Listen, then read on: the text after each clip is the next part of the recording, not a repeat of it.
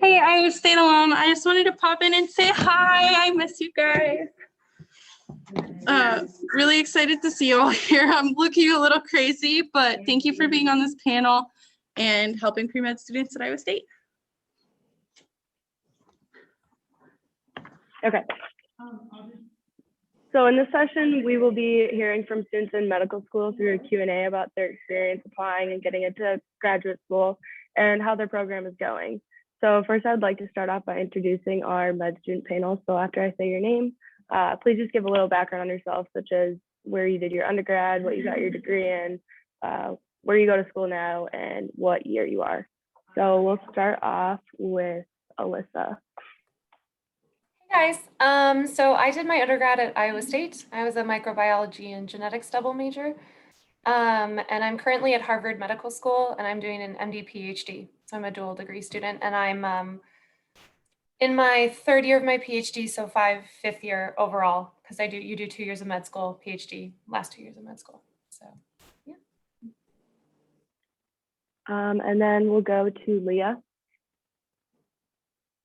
Hi everyone, my name is Leah Cosgrove. I graduated from Iowa State last December, so December 2019, and I majored in kinesiology.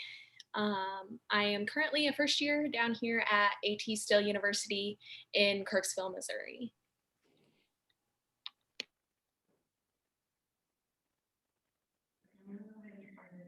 And then we'll go to Richard. Hey, my name is Rick. I graduated Iowa State in 2019 with a Bachelor's of Science in Kinesiology and Health. I'm currently at the University of Iowa, Carver College of Medicine, and I am an M1. Awesome. And then Lauren. Hi, I'm Lauren. I go to Des Moines University. I got my bachelor's at Iowa State in biology and a minor in speech communications, and I am currently a second year at Des Moines University. Thank you. And then we'll go to Caleb. Hi, my name is Caleb Eel. I graduated in spring of 2019 from Iowa State, and I majored in biology and kinesiology. I'm an M1 at the University of Iowa, along with Rick, and I also took a gap year before I started, so if you want to ask questions about that, feel free. Thank you. And then Rebecca.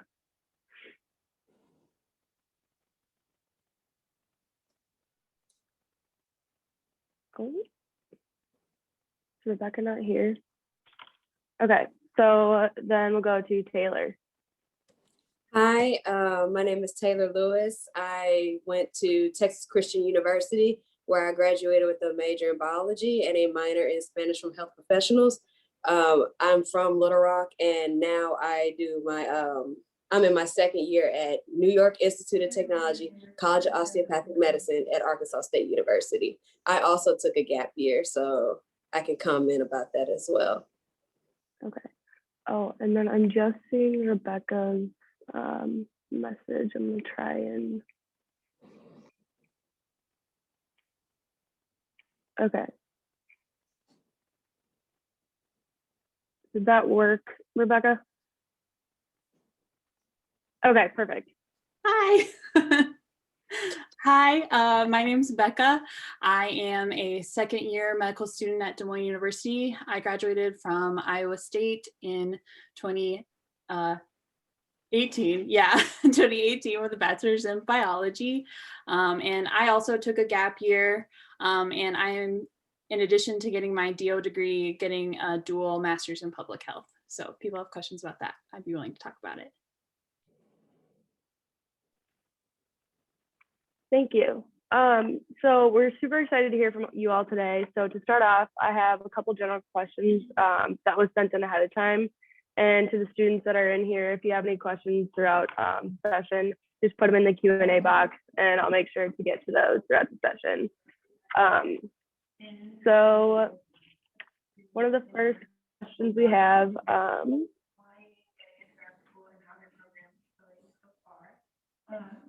so what did you guys look for when selecting a graduate school? And anyone can start with this one.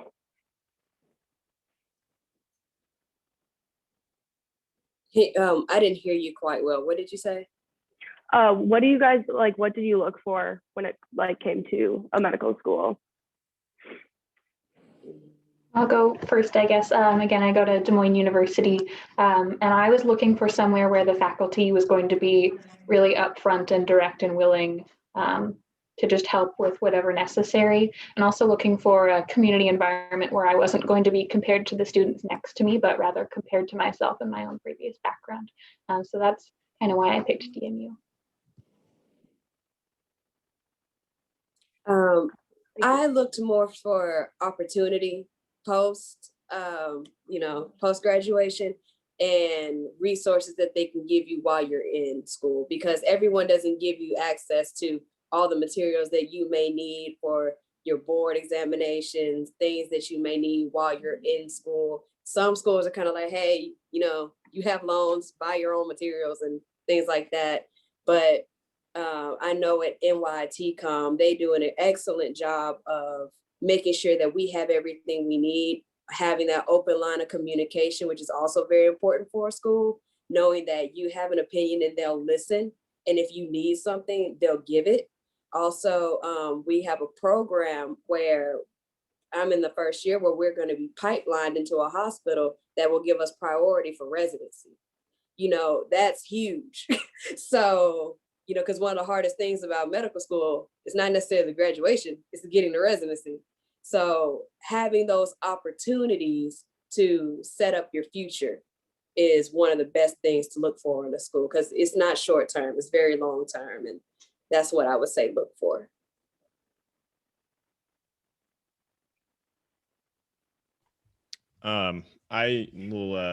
I would say that one of the biggest things for me was looking at mental health resources. I know I had my troubles in undergrad, and so having a school prioritize that and make it a big point that student wellness, beyond being a student but a person, and looking at us as future healthcare providers, and really wanting us to succeed both in and outside the classroom is huge. And I really feel like I got that not only in my interview, but everything throughout orientation and even continuously throughout my M1 year.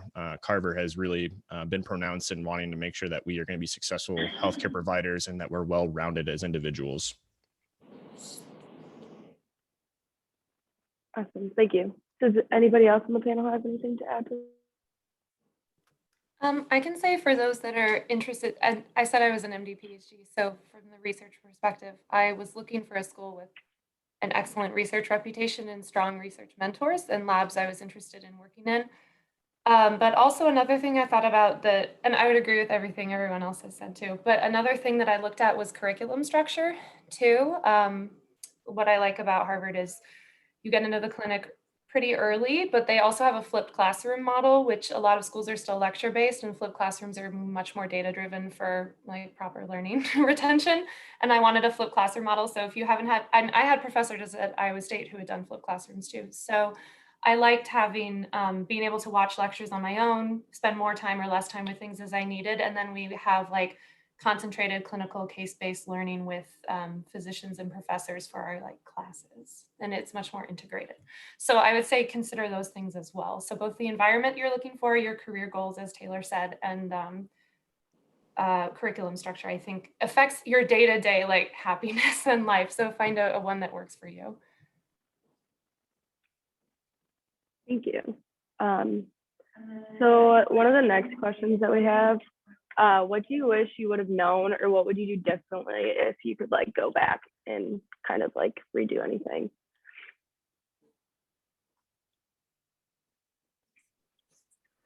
I would say one of my biggest things that I wish that I had done, that I had considered in undergrad, was not focus so much on the actual grade that you're getting, but rather focus on the habits you're building. Because the stuff that you learn in undergrad, I hate to break it to you, you will not remember a lot of it. It's going to kind of evaporate, and you're going to have to bring it back over and over again. And so more so than, okay, I need to learn this, remember it forever and never forget it again. More important than that is to build good learning habits so that you can kind of bring back whatever you need to, whenever you need to, and then you can add information in effectively. Because once you get to medical school, any bad habits you had, they're going to be exposed clear as day. You can't hide them anymore. And so build your habits in undergraduate, spend time devoted to do that. And I think it'll pay off long term. So true about the bad habits. Oh my gosh. Medical school will expose you. You are so correct.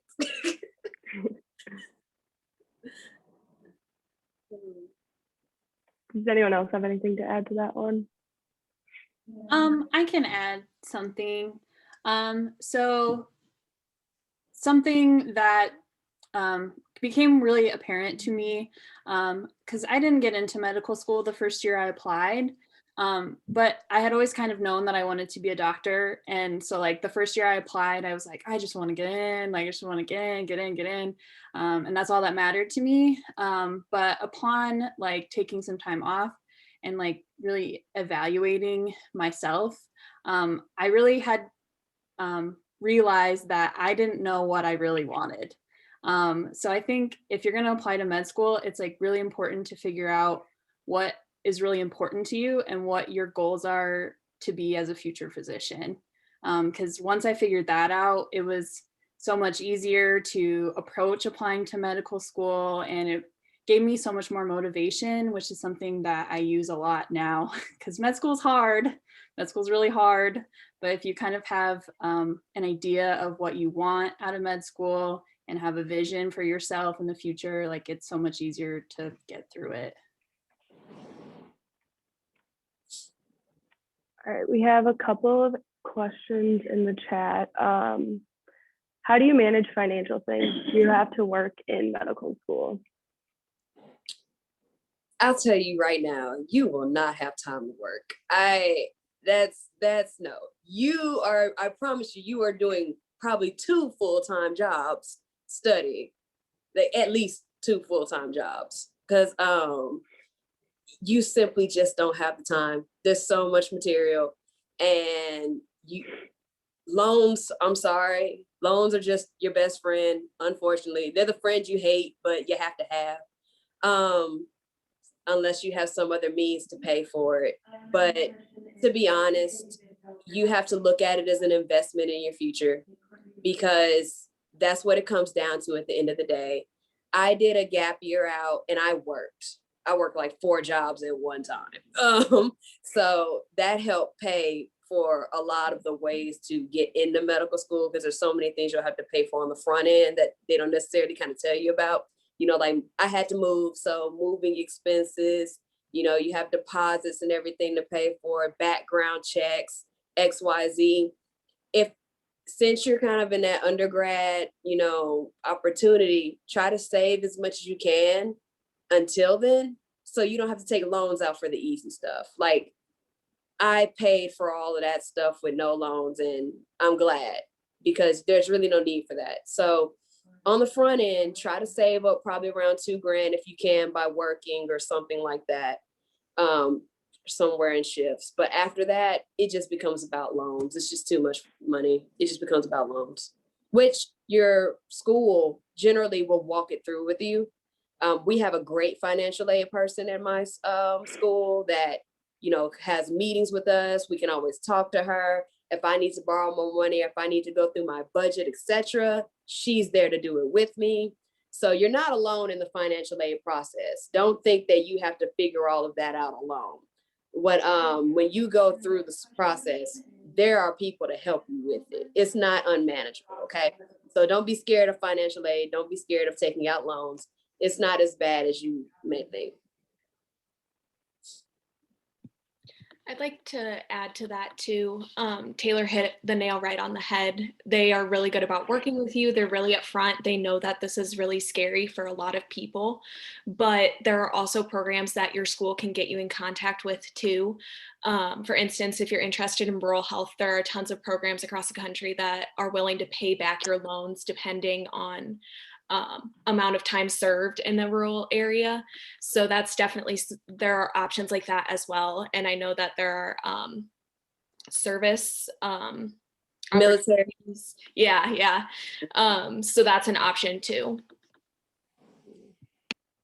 From a financial perspective, I also want to add that you kind of jumping off of Taylor's point about the financial aid office, don't think that you can't go to a private school just because like on paper the tuition is more expensive, because oftentimes like I had a much better financial aid package from Harvard than I did from University of Iowa. It actually would have cost me more to go there. Granted, I'm an MD PhD student now, so the situation's a little different, but like I would still apply and see what they can give you before you, I wouldn't rule it out. I would let that decision happen later once you see what they can offer you. So don't pigeonhole yourself too early. Yes, because I'm at a private school. And yes, it's more than public, of course, but again, manageable. You're in a profession that you will be able to pay back. So again, look at it more of as an investment. Something, if you are really concerned about it, you can consider work study. A few students I know work in like the library, which is a pretty low demand job where like most students aren't actually checking out books in the library. So you can just sit at the information desk and study. Similarly, like if your campus has a gym, you can work there too. But I would say it's minimal hours and it's really just sitting somewhere quietly so you can study while like working at the same time. I would say a big thing is just being knowledgeable of financials of medical school. So understanding how public versus private loans work. So like everything that's been happening with COVID and these executive actions and legislation, things that have been occurring, those are going to affect private versus public loans different. The requirements for the public loan service forgiveness programs, it's a bunch of those letters put together. And just understanding how those work, how to make a budget, learning how to adult. And this kind of answers a little bit of the gap year question. I think the gap year helped me in that sense is learning how to adult, learning how to budget, learning how to manage your financials so that you can be well versed and understand where your money's going and how to control it better. Because in medical school, things like buying a coffee, which I probably consume way too much of, and other things like that, like self-care things, can really start taking over a lot more of your budget than you hadn't planned for. So being conscientious and persistent in how you handle your money is a big thing to go about learning how to do, and then being on top of it in medical school or wherever professional school you'll go to. Awesome, thank you.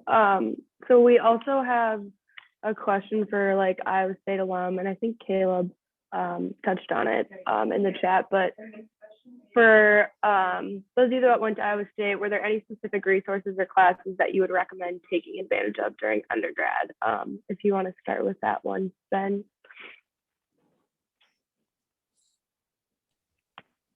I think the biggest thing for me was the Writing and Media Center. Like that was like the clutchest resource for writing essays. I went there for my personal statement. I went there for all of my secondaries. So while not a class, it's something you pay for indirectly, and I utilized the heck out of it. I think my biggest thing was that I took the 300 level biochem because it fit my degree program and it was easier, but in the long run, it did not pay off. So I struggled with biochem at like the graduate level. So I wish looking back, I would have taken the more difficult class at Iowa State just to better prepare me for what I was walking into. I can go next because I was going to say one of the classes I would recommend was the graduate level year-long biochem course, because it's there were things that some of my peers hadn't done in college, and it made it, you know, the learning curve was a lot tougher, and I was very thankful during that time period. And if Don Bice is still teaching it, he's really interested in metabolism, and you will do a lot of metabolism in your medical school, more than some biochem classes will. So this is very Iowa State centric. I don't know if he's still teaching, but because he was like about to retire when I was there, but he's been about to retire for like 15 years. So, and I would also say immunology in the micro department is good, because Joan Kunnick teaches it and she's great, and she's really, I don't know, I thought it was good for medical school in terms of classes. And then in terms of resources, there's not a very strong pre-med advising program at Iowa State, basically non-existent. So try to find mentors in other places, because I don't think that's going through an established route is not probably going to be helpful for you at Iowa State. And I would say if you're interested in research, you can contact me more in detail about that, but there are ways to do it and it's more established now. So if you're feeling like I want to do research, I'm interested, but I don't really know where to start, I'm sure we can share our contact information, but I'm happy to talk about that more later, but I won't take this panel over with that. One other class that I really enjoyed and was extremely helpful was the veterinary pathology class. So you don't need to be a vet med student to take it, but it made pathology so much easier just having seen it before. And I mean, tissue is tissue, whether it's animal or human. Awesome. Does anybody else have anything to add to that one? I think the medical micro, it's like micro 310, was one that was pretty helpful. That in combination with immunology, I think gave me a really strong foundation for going into our medical school coursework. I second that. That's a great class. I forgot about it. It's fun too, and the lab is cool. So you should do it just purely because it's fun also. And the cadaver lab that they offer out on vet med was really great. It was actually more difficult than my anatomy in medical school because our course was at Iowa State, it was written based versus my anatomy exams at DMU were multiple choice. So it was more difficult, and I'm glad I took it at Iowa State. Yeah, and kind of like a big overarching idea with all this is, my English teacher told me this in high school, but you got to pay the piper. Like you can't get around doing the hard work, and so kind of your choice: either you pay the piper in undergrad, you develop those skills and those habits in undergrad, or you pay later in medical school when you're already paying for a lot of other things. And so just keep that in mind. You don't want to pay everything in undergrad and, make undergrad absolutely terrible. You can't take all of these hard upper level classes, but just understand that you're going to pay now or you're going to pay later. And so spreading it out is probably a good idea. I would also argue that doing tougher things in undergrad tells you if you think you will actually like medical school. And it will tell you pretty early if you can deal with the rigor. Yeah, I would advocate for pushing yourself in undergrad, and it will reflect well on your application if you do so and are successful in that. It's hard. I know it's hard firsthand, but it's worth it, I promise. Yeah, As I really mentioned. like that. Oh, sorry. No, you're good. I was just gonna say, as mentioned prior, I think it was Caleb said this. There is the curriculum in and of itself that you'll be learning, and you're gonna be saddened by the fact that a lot of that may or may not transfer over, which kind of sucks. But learning how to deal with challenge is probably the more applicable and long-term thing that you will deal with. Like having failure. I've had more failure in medical school than I've had all of undergrad, and it compounds on itself. And gaining mental fortitude to handle that and utilize resources that exist, whether mental, academic, learning how to ask for help in and of itself is a challenge, especially for people of like our stature who have been successful. So putting yourself in positions to fail within reason, but then grow exponentially is huge. Awesome. Thank you. We have a lot of questions about like a gap year in the chat. So would you recommend a gap year? Would you, if you do take a gap year, would you work, travel? Just like your guys' thoughts on that in general. Yeah, I can start. So I would definitely recommend a gap year, especially if you are kind of unsure about how strong your application is, or if you're unsure about how well you're going to do on the MCAT or something like that. What I did over my gap year was I scribed at a federally qualified health center in Marshalltown, Iowa. And it was an amazing experience because I didn't really have a ton of clinical experience, because I had a bunch of research experience, stuff like that I did in undergrad, but I didn't really seem to have enough time to get like all the clinical experience that I really wanted. So being able to do that, work for a year, save up some money, and get a really solid idea of what healthcare day to day is really like was really nice. And it definitely helped me get a better idea of what kind of doctor I wanted to be and stuff like that. I'll speak on it next. For me, I did absolutely nothing with science during my gap year. And I think it's healthy because I looked at it and I said, I have the rest of my life to do medicine. Medicine is not going anywhere. And also, no offense to the people that scribed or anything like that. For me, I couldn't do it because it simply didn't pay. And it was ridiculous hours for little pay. And I was not in the position to want to do that. I was like, if I'm going to work, I want to get paid for my work. So what I did was I was a college advisor at a high school, and I advised about 400 something seniors and helped them with their applications into college, financial aid, scholarships, etc. I was also a basketball referee, a volleyball referee, and a tutor. And yeah, I was doing a lot. But the thing was, you learn so many different skills, so many things that you can apply to the day-to-day that isn't science and medicine.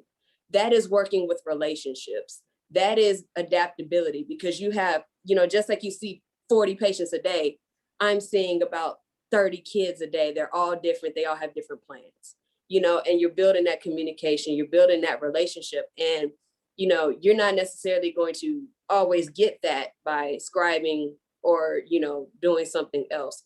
And like I said, also the pay. But I'm very pro gap year because I feel like burnout is so real.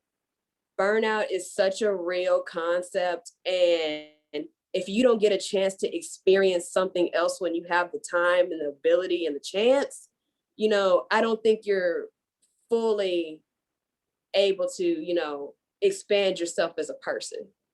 But that being said, that's a personal choice. I'm just very pro being well-rounded, doing something else, discovering your passions for other things that you can hopefully bring towards, your medical school when there's downtime and you need something to get you through the day that isn't medicine. So that's just my take on it. I just feel like if you're going to take that time, travel if you are able. I went to Japan twice. I went to Spain. Like I lived, y'all. And it was one of the better years of my life because, again, I needed that break to separate, just science upon science upon science. Because that's what I'll be doing for the next probably 40, 50 years. So why not? If anybody else wants to talk. Yeah, I would say one thing that pre-med students and medical students love to do is like, what do I do? Like, what are the steps that I take? What should I do? Tell me what to do. The thing about gap years is that a lot of it is you got to figure out what you want to do. And that's the best thing to do. So it's not the answer you want to hear. You like a lot of us, just tell me what I have to do to get there and I'll do what I have to do. Like for a gap year, you can go straight in. You can take a year off. You can take several years off. For me, what I decided to do is I got into Iowa the year that I graduated from undergrad, but I asked to defer. So they have 10 spots a year where you can, if they say yes to you and you say yes to them, they're like, cool, we'll see you in 2020. And so I knew that I had a year off where I could totally unplug, relax. And I decided to spend my year to help plant a church. And then I taught high school science and Spanish, and I loved it. It was super life-giving for me. Obviously being in Florida compared to Iowa, it's a ton of fun. But the point is, like, you have to like write your own story with a gap year, is in my opinion. For some people, the clinical experience is huge. I have friends who scribe, who writing a clinical note, it happens like that. And that's one of the biggest things you're trying to learn in your first year and a half is how do I write a coherent clinical note? They've got it already. And so it's the whole pay now, pay later thing. They paid on that, and it's paying off long-term for sure. And so again, I'm not going to summarize what I said. I just said it. So that's what I got. I would add. Oh, you go, Ben. I would add to that. So I didn't get a chance to introduce myself earlier, but I go to school at Ohio State, which is one of the larger med schools in the country. And like probably at least half my class, if not more, did a gap year. And so it was just like something that at least I remember when I was at Iowa State, we didn't ever really talk about it. And then I showed up and like half my classmates now have these like wildlife experiences. One of my best friends in med school spent his gap year designing lasers for the government. Another one spent the year like creating CAR T cells that treat different types of cancers. Like they've done all these different things and they're all cool people and they're all going to be great doctors. And so I think like that's the time that if you want to take it, like go and explore something because it's going to make you a better doctor at the end. And don't think that like it's putting you behind or anything. Like it's I'd say it's a really common thing among applicants. Yeah, I'd echo both what Ben and Caleb said. Our class at Iowa, and Caleb, correct me if I'm wrong, I think over half like of the MD, like the M1 students have taken a gap year. And to add on with what Caleb said, you really have to make it your own. Do what is best for you. So for me, I took a gap year because I had no clinical experience and I need to learn how to adult and grow up and be a sufficient individual. So working at Mary Greeley Medical Center in Ames, I was able to do that. I gained a lot of healthcare perspective. I gained an appreciation for interprofessional teamwork, and I got to work with patients. And I kind of, for me, like, as Caleb mentioned, some people are able to like write those notes and that's what they brought. I've been able to develop who I am as a healthcare provider and what I want to see myself as, how I want to interact with my patients, and what I want to bring to the team in terms of personality, and how to do that. So.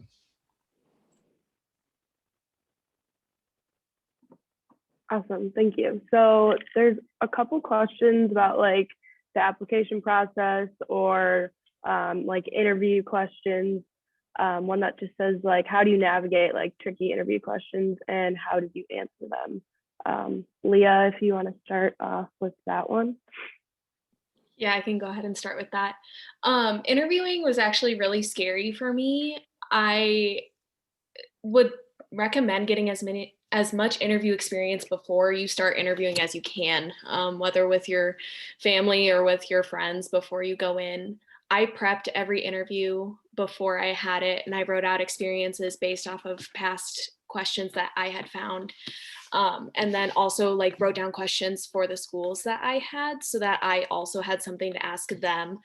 I think no matter how much you prepare, you're going to be caught off guard by one question, and it's okay to say you don't know. I got asked how I would explain why the sky is blue to like a pediatric patient. And I was like, I don't even know why the sky is blue. I don't think so. I don't know how I would explain that.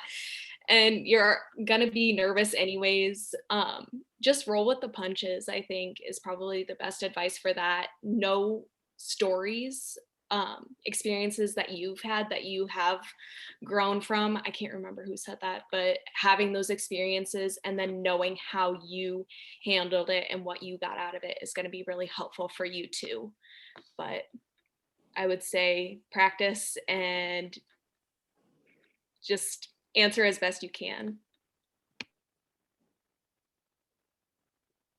I think a powerful skill is being able to recognize when you don't know something. So being honest and open about, you know, I don't know, but that's something I'm interested in looking more into, or just recognizing that you aren't always going to be the expert on something and you need to be aware of where your knowledge deficits are, because later on in practice, if you make a call because you weren't sure on something, you could really cause harm to someone. So being open and ready to know when you need to ask for help. I would also say, kind of, it's sort of related to both things that have been said already, is it's better to not know the answer in an interview and come off professionally courteous, humble, and kind than to kind of ham your way through it or try to sound overconfident if you're feeling nervous, like overcompensating by sounding very conceited. That they'll remember, truly, they will remember more how you kind of made them feel overall versus, and if you had a good rapport versus exactly what you say. So don't totally, like if you messed up a question earlier in the interview, do not like let it totally derail you. Just try to have a good rapport with people because they'll really mostly remember how you made them feel. Most of your interviewers are doctors or students who like volunteer to do this because they enjoy it. They like talking to applicants. Like I've been on admissions councils for Harvard, and it's more like we're just normal people living our lives. So we really just want to see that you're not, you know, mean or anything. So try to focus more on your relationship with the interviewer than if you mess up a question. I would add to that and say, like, at the end of the day, like, it's a human talking to another human. Like, yeah, it's a little bit more high stakes, but like literally one of my interviews, I sat down and the guy was like, I saw that you grew up on a farm. He's like, I grew up in the city. Like, let's talk about growing up on a farm. And we talked about growing up on a farm for like 15 minutes out of the 30-minute interview. And so like at the end, it's still about like human to human, like, can you connect? Like, can you show them why you're interested in med school? Go from there. Yeah, I would add to that, like being able to relate to the people that are interviewing you is like really powerful. and definitely like being able to show that you are interested in other people, because that kind of proves that you are good at handling and working with people every day. Something that like I struggled with in interviews that I've really worked on a lot is being able to ask questions when they're like, what questions do you have? And like being able to come up with questions about either the program or about the people interviewing you, and like asking them and being curious about what they do, because people love to talk about themselves. So that really proves that you are interested in other people and capable of talking to other people really well. Thank you. So there's a question, what study tips do you guys have, just in general, or like how do you stay on track with the MCAT, or like how would you recommend preparing for the MCAT?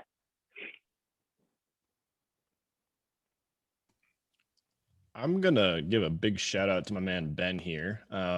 Ben was the he was the what is that, president? That's the term of the pre-med club when I was taking the MCAT, and I was struggling hard. And Ben, I reached out to him, and he sent me some podcasts, and a lot of it was just how you view the situation. And this is going to be something that continues throughout your studying, is keeping your frame of reference not too small, but also not too large, focusing on what you have to do. And this is something that I encountered professionally as well. You know, I'd come into work and there's a lot of things to do as a patient care tech. I think Lauren can relate to that as well, because she worked at the hospital. So what do you have to do for the day? Figure that out and just grind.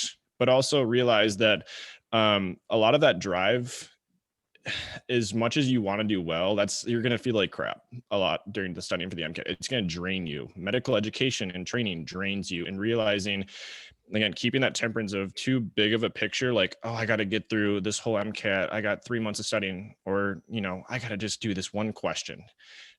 Keep it the perspective right, and keep your mind geared towards the task that you have to do for that day, and just do the best you can with that. But also be understanding of yourself and what you need in those moments.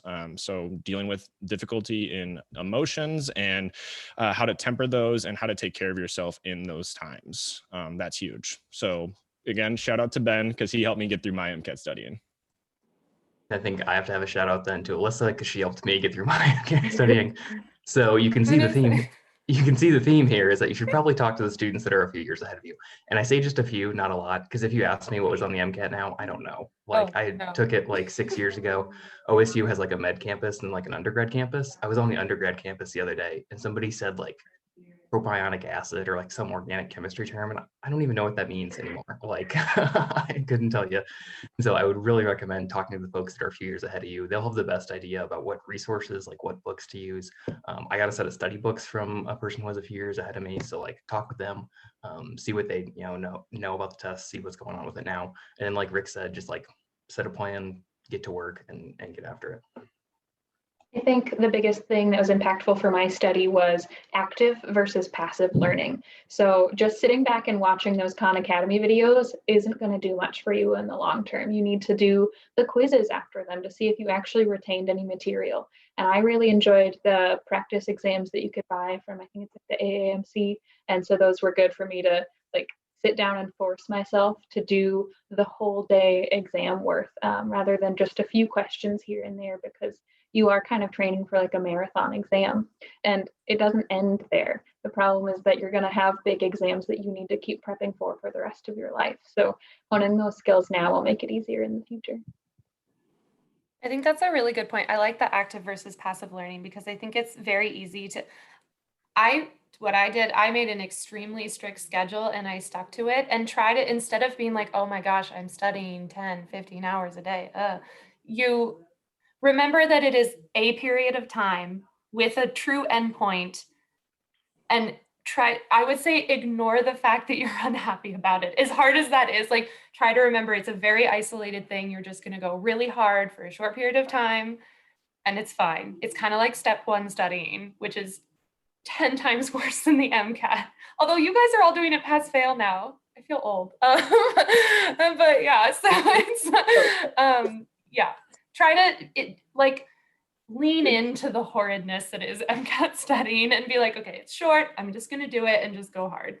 But yeah, I'm pretty sure I gave that advice to Ben back when I was pre-med club president and Ben was vice president.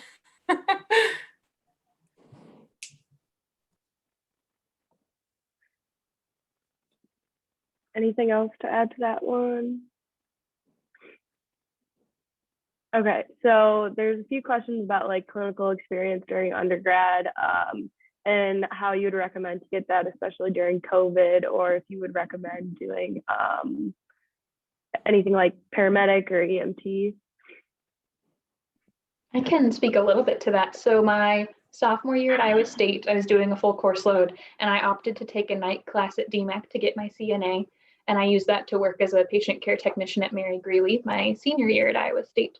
And that was because I had front loaded all of my more difficult classes at Iowa State. So then I could take like a more minimal course load and then work on the side. And so that was just how I planned to get my patient experience. I would say that you don't need to go super hard and find something like that requires a year, like multiple year commitment to do that program, but anything that you can get access to, whether that's like volunteering at the hospital or just finding another job where you have some kind of patient contact. At Iowa State specifically, there's very little volunteer like opportunities compared to some other larger metro areas. And I know that's really hard for a lot of people. And Mary Greeley, it's hard to get into their volunteer program too. At least it was when I was there, just in terms of bulk students, especially with COVID. So I think I really like Lauren's advice. Like if I had I decided I wanted to go to medical school about 8 months before I applied to medical school. So if I had known earlier on, I would recommend doing something that qualifies you to get an actual position rather than volunteer work, like an actual work position. Just because I think that's more accessible at Iowa State specifically. And then I would also put in a plug for the hospice house at Iowa State, because you get a lot of patient contact, but it's it's a lower bar of entry than Mary Greeley. This is very like targeted advice. It's less general, but for those of you, a lot of you are at Iowa State. So I would say hospice and try to qualify yourself with a CNA or EMT, because you can get a job pretty easily in Ames with that. My other thing is, don't forget any relationships you have back home, because like you said, in Ames, it's just saturated. There's so many kids who, and especially after a talk like this, everyone's going to go to Mary Greeley and be like, they're going to have 30 new applicants for volunteers. But if you go home, work through either your family doctor or your buddy's dad is a radiologist, like whatever it is, like use those contacts, because those contacts, once you get in, and especially if they like you, you'll find that people will fight for you. At least that's what I found. You know, it's literally Lauren, her dad was my Boy Scout troop leader growing up. And I asked, I'm like, Greg, can I come shadow you? He's like, sure. And then all of a sudden he had 3-4 doctor friends that he was parsing me off to. Yeah, like shadow here, shadow there. And so like, it sounds dumb, but guess what? When I was 12 and I was a Boy Scout, that connection helped to get into medical school. So rack your brain, think through those connections you have and use them, because they pay off. And Des Moines is not that far from Ames. If you have a car, it's like half an hour if you go on the interstate. So Ankeny too. There's a lot of stuff in Ankeny. Yeah, in Ankeny for sure. Yeah, this is probably where I'd put my plug in for scribing, because there are a lot of scribing opportunities in Des Moines. And I worked in Marshalltown, which was like at the time like super hurting for scribes. It's a little bit challenging because of like the work hours, but like a lot of people that were still students were able to get scribing positions at like an ED where you could work like sort of less conventional hours, like maybe overnight or something like that.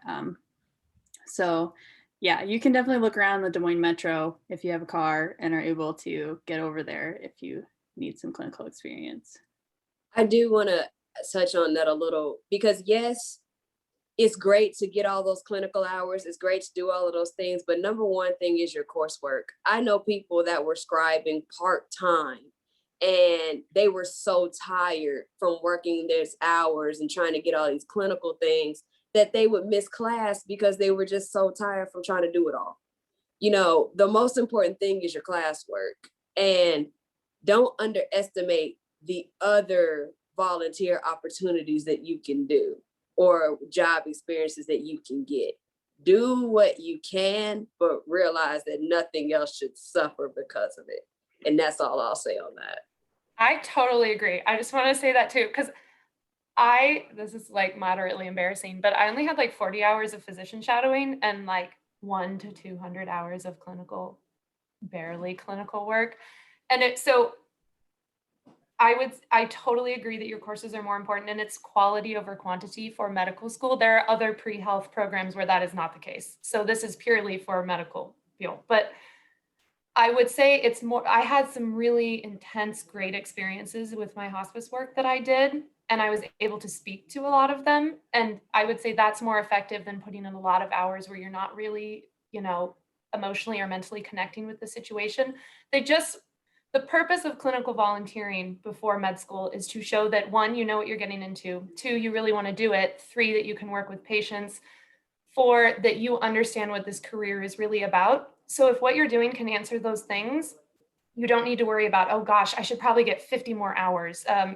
Because I can tell you, at least from my experience, that it doesn't actually matter. And the second part of that is that it really depends on what schools you're trying to go to. So if your school is very research oriented, my school is very research oriented, they don't care so much about clinical hours. They want you to have some, but they don't care as much. Whereas some schools are very primary care focused or other things, and they do want to see more hours to know that you really want to do that kind of work. So try to also consider your own situation and what you're interested in going forward and the kinds of schools that you're looking at. I wanted to That add is a very good point. Go, Rick. Oh, thank you. I was just going to add, and Taylor mentioned this before, and it's not clinical experience related, but Taylor mentioned just other things outside of clinical experience that add a lot to your applications. I had the opportunity to talk to an M4 about residency interviews, and it's things outside the classroom, personality based, that are huge. So this was touched on before in terms of the interview and being able to connect with the people that you're interviewing with. They don't want just a cookie cutter, as we typically have always said, applicant who, what's your quality? I go to the lab. What if the lab's closed? Well, I have the key. Ha ha ha. No, they want someone who can talk. Medicine is changing. It's becoming more progressive. They want people that are going to be better healthcare providers for their patients, and detailing these kind of experiences that allow you to have that. And, Taylor's case, being able to be a counselor and a resource for students is exactly what we're going to be as physicians. We're going to be resources in the medical realm for our patients. So, for me, I coached youth volleyball, and that kicked ass, and I loved it. And it was the highlight of my application. And so my enthusiasm, which you can obviously see, came out in my application. And that's what they want to see. They want to see people. They want to see human beings with emotions, not these robots that says, take pill, boop. So let your experiences, yes, get the clinical things, show that you know what you're getting into, but allow your passions to drive what you want to do. And then you'll have a so much easier time talking about them and enjoying them. They won't be work anymore. They'll be passionate. They'll be fun. I had an interview for a fellowship yesterday, and one of the questions they asked was, who are you outside of school? And they wanted to know what I do for fun and how that impacts my drive to continue focusing on school. So definitely focus on the personal aspect of who you are, not just what you think they want to hear. Y'all, there is nothing better in this process than being yourself. You have to be you. If you're a great applicant, a school will take you as long as you are who you are. Nobody wants that person that's, she didn't seem too genuine. I felt like I got what I wanted to hear instead of who she was. You're not getting anywhere like that. So be true to who you are. Don't try to guess what those people want. Sure, they might want some clinical hours, but what they really want to see, especially in this day and age, is that you're a well-rounded person and that you have an MCAT score. But you need to be a well-rounded person, and that needs to show on your application. I didn't do any clinical hours. I didn't do anything. I did a lot of shadowing and volunteering. I'm not sure exactly how Iowa State and how, like you said, the hospitals and things work around them. But I was in Fort Worth, Texas, like you said, big metroplex. So we did I did some shadowing, volunteering around there, but mainly my work came in the community. I was the chairperson for community outreach for the National Pan-Hellenic Council, which is like the overall Black sorority and fraternity as a unit. And amongst other things, you need to have a balance of other things on your application. And I would promote that stronger than clinical hours here, shadowing hours there, EMT, whatever. I had a friend, he's been out of medical school for 4 years, going every year, and he EMT'd the whole time. Like that's not the key to success. And I just want to make sure that you guys understand that, because I'm seeing that these are mainly the questions, and I want you to make sure that you're getting a view of something else, and that something else should be on your mind.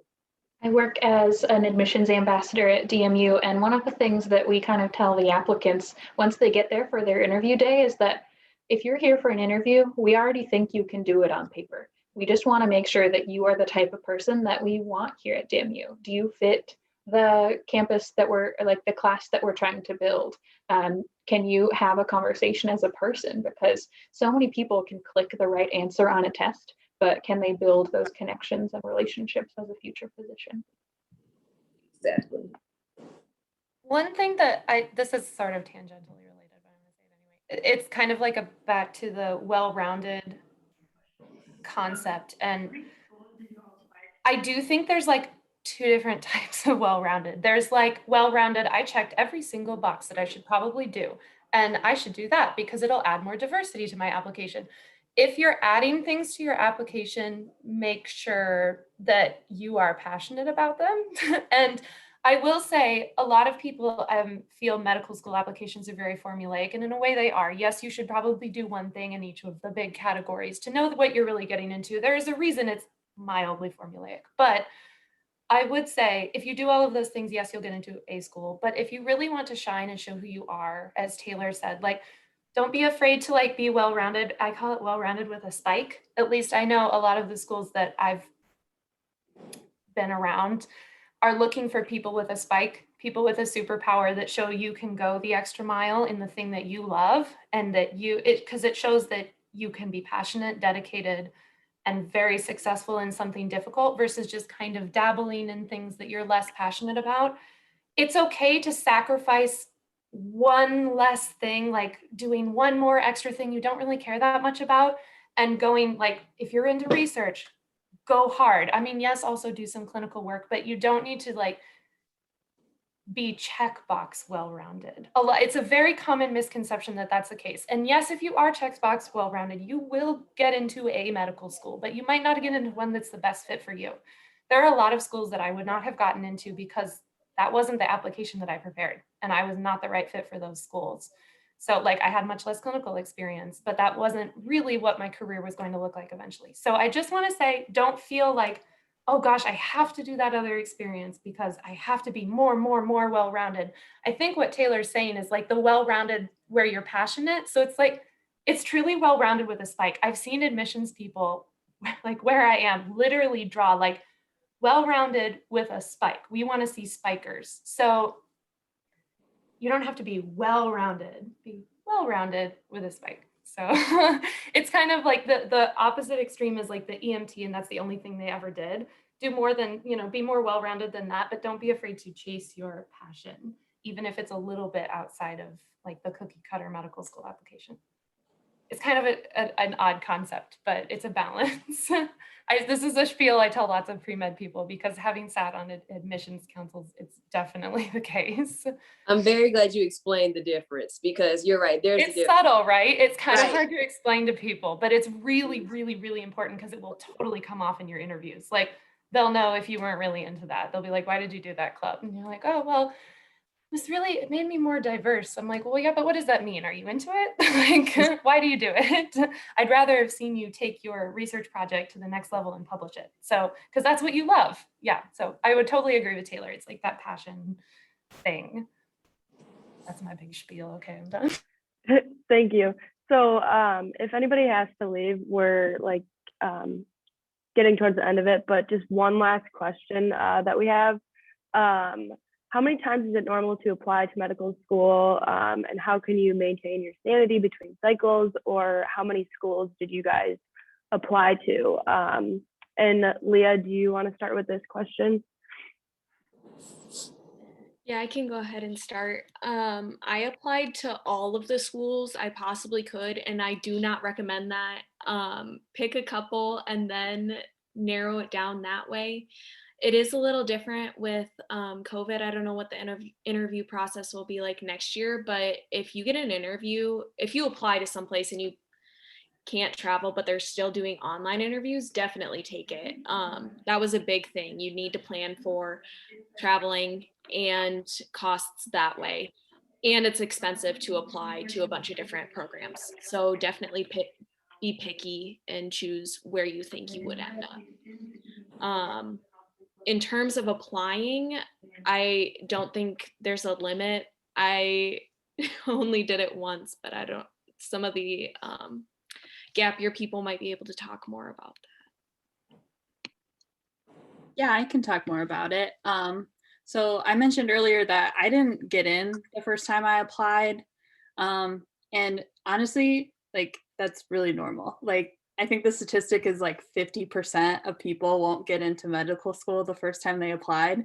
And like, but when that happened at the time, I was like devastated. I was like, this is the worst thing that has ever happened to me. I don't know how I will recover.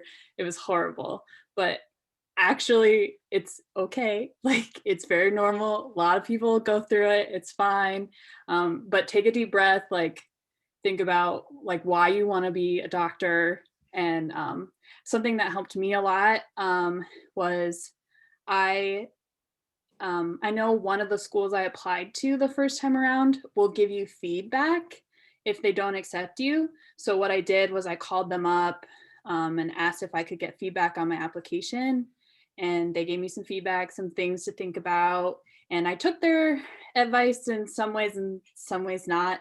It kind of circles back to doing things you're passionate about. So I worked on fixing and really showing the things that I'm passionate about and getting into those things and figuring out what I want to do.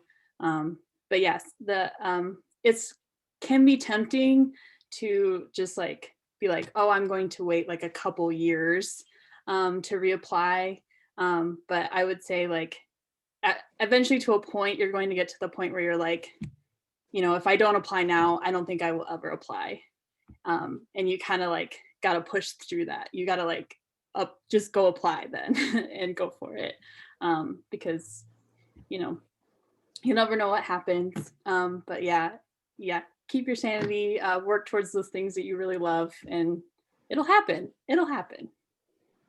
I applied to a number of schools that I regret wasting the money on because I was like, you know, this is my MCAT score, this is my GPA, these are the schools that I think are reasonable for me to apply to. And I realized that I was never going to want to go there. It was so far from where I wanted to be located. And in the end, being closer to family was more important to me than maybe going to a different school that I thought was in a more prestigious location. Awesome. So we are over time, but I just want to thank you all for like coming and talking to all of us undergrads today. You helped answer so many questions that we all had. So students, if you'd like to click on the link that I sent a little bit ago in the chat, that's going to be like for the next session. But thank you again so much for taking the time out of your day and talking to us. Thank you.